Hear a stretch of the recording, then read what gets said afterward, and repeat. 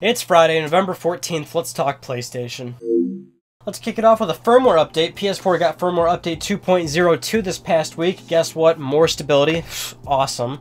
But the thing here is that I actually do notice more stability, particularly the messages section on PlayStation 4. If you're navigating the UI and you're in the messages, I've at least noticed that they load dramatically quicker, and I can actually delete stuff and look through them and read them and load them much faster. So I actually, for the first time in a very long time, have actually noticed more stability. Thank you, Sony. This next news story isn't particularly important to anybody, but I find it really interesting. So inside the PS4's HDD code is actually the name of a Sony engineer that no longer works at Sony. So basically, this guy that worked at Sony for 10 years as a software engineer left the company last year in 2013. He left his name inside of the PS4's HDD code. So if you were to actually look inside that code, his name is right there in clear print, Kazuya Sakakihara. Hope I pronounced his name right. He's obviously Japanese. But I find that cool. I guess this is like a thing a lot of software engineers do, or engineers in general. They, before they leave the company that they've worked at for a long time, they'll kind of leave their name inside of the code of whatever product they were working on. So I find it cool that he did that. So inside of every PlayStation 4's HDD code is this guy's name. And he actually misspelled it inside the code. I don't know if that was intentional, but interesting. Okay, let's talk about Bloodborne. It has been pushed back. It has been delayed. Not by much, just a month. So the game was going to come out in February. We talked about that before. Now it's coming in March. The developer said, oh, we just need a little bit more of extra time. I think the obvious thing here is that there was 2 PS4 exclusives to come out in February next year. That's The Order 1886 and Bloodborne. So I think it's kind of a no-brainer, good business decision to separate them, give consumers time to possibly buy both. There's a lot of PS4s out there. People want big AAA games. Those are 2 big AAA games. Just makes a lot of sense. I can't imagine 1 extra month is going to give them a whole lot of time to really add extra stuff to the game or really refine it or detail it, but it does make sense. So separate the two titles, and hey, do give them that extra time to squeeze whatever else they can into the game. Alright, let's talk about PlayStation Now. We haven't really talked about this much, but there actually is some new news regarding the service that is currently available right now on Vita, PS3, and PS4. Right now, there are 5 new EA games coming to the service. So, I believe Mirror's Edge, Dead Space 3, Mass Effect 2, NBA Jam, and some other game. But those EA titles are coming to PlayStation Now. You can rent them for like $1 a day, so like $7 for a week, and then there's other various renting options. But the big news here is that that was announced on the PlayStation blog, and you go to the PlayStation blog, and a lot of the times Sony will answer back in the comments, and there's some interesting answers in the comments. So basically, the marketing director for PlayStation Now responded to a bunch of people's comments and told us a lot of things that we kind of already knew, but it's nice to hear that it's being worked on and that we could possibly see it soon. One thing being that they are working on a subscription price for the service, so you could possibly pay a certain fee every single month to have access to every single game or a certain selection of games. Who knows? But Sony says they are working on it and that it's going to complement the option to rent per title. So we knew for a while that they were working on that, but it's good to hear that they are really getting closer to it, because before they kind of made it seem like they weren't even going to do it, possibly, that they were just looking into it, but now they're saying they are in fact working on it. They also mentioned, while they are currently still working on getting most PlayStation 3 games to be on the service, because that's primarily what PS Now is supposed to be, but that they are actively working to add PS1 and PS2 games to PlayStation Now, so you could possibly stream PS1 games and PlayStation 2 classics, which a long time ago we talked about was the possibility for PlayStation Now, and then Sony fired back saying that, oh, right now we'll focus on just PS3 games, and now we are told that yes, it will be, again, stretching back further to the PlayStation legacy for all sorts of legacy titles. Moving on to our final news story, Sony this past week announced PlayStation Vue, PlayStation VUE, which is going to be a cable streaming service for the PlayStation 3 and PlayStation 4 this November, coming as a beta. Now, it's only going to be available in the US for now, and it's only going to be rolled out in a few cities. I think the first city is New York, which, hey, I live in New York, so I'll try and experience this thing.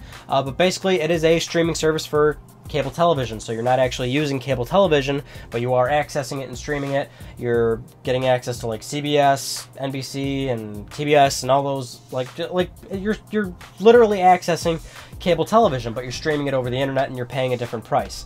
We don't know what the price is, but the thing is you are paying a monthly fee, and it's not a contract. That's sort of the allure to this offer that Sony's trying to do. I mean, so many companies have actually been trying to do this for a long time. Cable TV is this big thing on this big pedestal, and so many companies have tried to answer cable television, give consumers an alternative, and no one can really do that, because one thing is, to get the content on cable TV, you have to work with cable TV providers, and they are already in a pretty good damn suitable position where they make tons of money, so they're impossible to work with.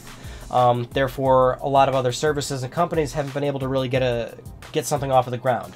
This is Sony's attempt to offer something, an alternative to cable TV, which is basically still giving you cable TV. The current challenges already that Sony are facing is that they don't have, I believe, Disney and then like Time Warner Cable.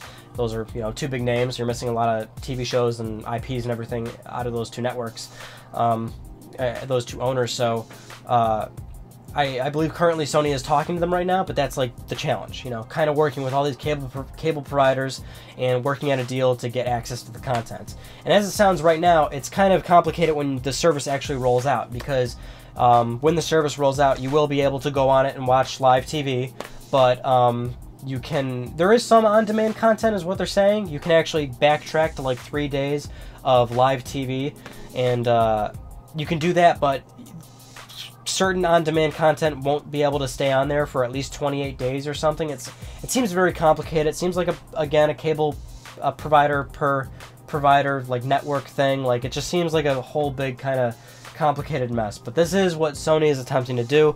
They're rolling out to the PlayStation 3 and PlayStation 4 first. Then afterwards they'll roll it out to Sony devices, non-Sony devices, tablets, smartphones, all that jazz. Now, one thing about the service is that Sony Computer Entertainment President and CEO Andrew House, we all know Andrew House, commented about this specifically regarding the PlayStation 4. Now, you're all not going to like this, but he said something, you got to keep in mind, I don't have a teleprompter, so I have to go off my head. But he said something along the lines of, he sees this as an opportunity to turn what was just a games device into a multimedia, like mass market kind of device. He's, of course, referring to the PlayStation 4. We all know the PS4 launched. It was marketed as just a games machine. Xbox One was getting slammed for trying to be a multimedia hub. Even when Sony did this with the PS3, they marketed it as a multimedia machine, and it got slammed for its first few years. So this is Sony saying, like, okay, well, PlayStation 4 is doing extremely well. It's selling awesome, like, there's a lot of machines out there, and now this is our approach to turning it into a media hub, because a lot of people do criticize the PS4 as not being that good of a media hub, and I agree, because it's nowhere near close to being as good of a media hub as the PlayStation 3 was. I love the PlayStation 3 as a media hub. I used it like that for 7-8 years, and I can't really say that about my PS4, so this is Sony's direction, kind of answering those problems, and of course making this device a much more viable piece of hardware for not just gamers, but tons of people. See, when I look at news stories like this, I kind of look at it as, at least from a situational basis. Like, when I looked at it with the PlayStation 3, it was definitely a problem there, because back when the PlayStation 3 launched, there was no first-party support. It was difficult to develop on the machine. There was loads of problems with it. So it was a valid criticism to say, Sony, why are you trying to do all these things with PS3? But here it totally makes sense, because they've already got a really good machine that is selling really well. We all know Sony owns all these developers. We know they're all working on great AAA games. We know multiple AAA games are coming just in the first half of 2015. The device is easy to develop games for. There's great indie support. You got PlayStation Plus free games on there and everything. Like, it's already a great games machine. So I at least look at this as saying, okay, Sony, you are clear to try and also add good TV services to this machine. Because Sony's a big company. It's not like when they try to do one thing, they have to take away from another. This isn't going to stop game production in any way. This isn't going to lower the quality of games or take away from the games portion of PlayStation 4. I just don't see it that way, because obviously Sony has a TV division. They have a whole group of other people that can work on this service for PlayStation 4. So I can see how these things can perfectly coexist, and I welcome I welcome Sony to do that and to try and possibly offer an alternative to cable, because I actually I haven't watched cable TV in years. I am straight Netflix and Hulu, and sometimes Amazon Prime. So I'm looking at this rationally and saying, good luck, Sony, go for it. Alright, that concludes this week's episode of Let's Talk PlayStation. I uploaded that Naughty Dog art book video. Go check that out. It's awesome. It's a great book. You should totally check this video out to see if you possibly want that art book or want to see some Naughty Dog art. Next week, there's a new Ryan, this coming week, there's a new Ryan on Gaming topic. Keep submitting topics. I'm writing them all down. I'll get to all the good ones, because clearly if you submit a topic that isn't really cool, I'm not going to do it. So that about does it. I'm Ryan Benecki. Thank you all so much for talking with me, and I'll see you guys all next Friday.